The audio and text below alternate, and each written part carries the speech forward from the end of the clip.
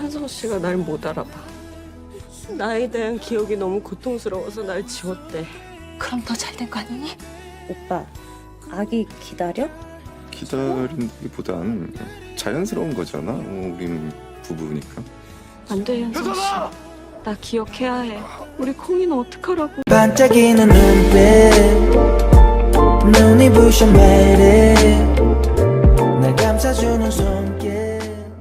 Han Yeon-sung's eyes fluttered open and he looked around the hospital room in confusion. What about father? He asked, his voice shaking. He doesn't know about my accident, right? Jin Soo Ji hesitated before answering. Yeon-sung, your father was right next to you. You were the one who got injured instead. Han Yeon-sung's confused expression only deepened and his brother Han Uri tried to comfort him. Yeon-sung, don't you remember? You saved father, he said, his voice filled with desperation.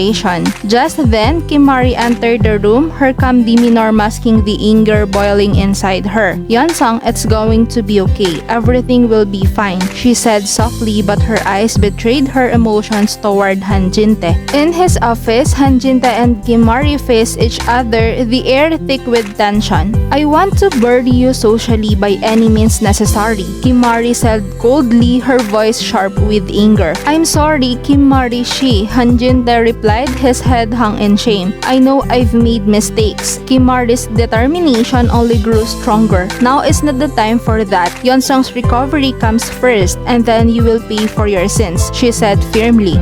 Meanwhile, Jang Yoon-ja confronted Chae Sun-young in a heated argument. Where did you pick up an ignorant child like that? If you were going to raise her, at least educate her properly, Jang Yoon-ja shouted. The two women's fight quickly escalated out of control, with people trying to intervene but unable to stop them. As Han Yeon-sung struggled to regain his memories, Jin Soo Ji and Han Uri tried to calm him down. Yeon-sung, please try to remember. What situation were you in? Jin Soo Ji asked. But Han Yeon-sung just shook his head. I don't know, I can't remember. I really don't remember anything, he replied, his head still wrapped in pain. Jinayong meanwhile was locked outside the hospital lost in thought. Despite Kim Mari's warnings, she still wanted to be with Han Yeon-sung. She called Jin Soo Ji again and begged for help. I didn't really intend to live like this. No one understands me, she said tearfully.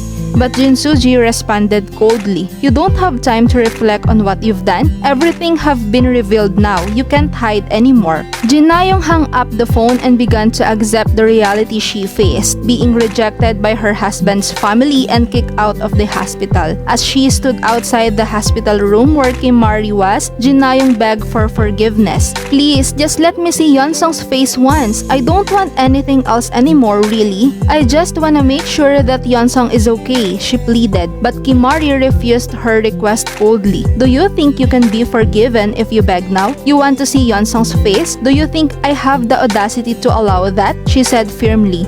Jinayong collapsed completely, her face covered in tears, but Kim Mari ignored her pitiful sight and closed the hospital room door with an expressionless face. 'Cause you are beautiful, a beautiful stranger.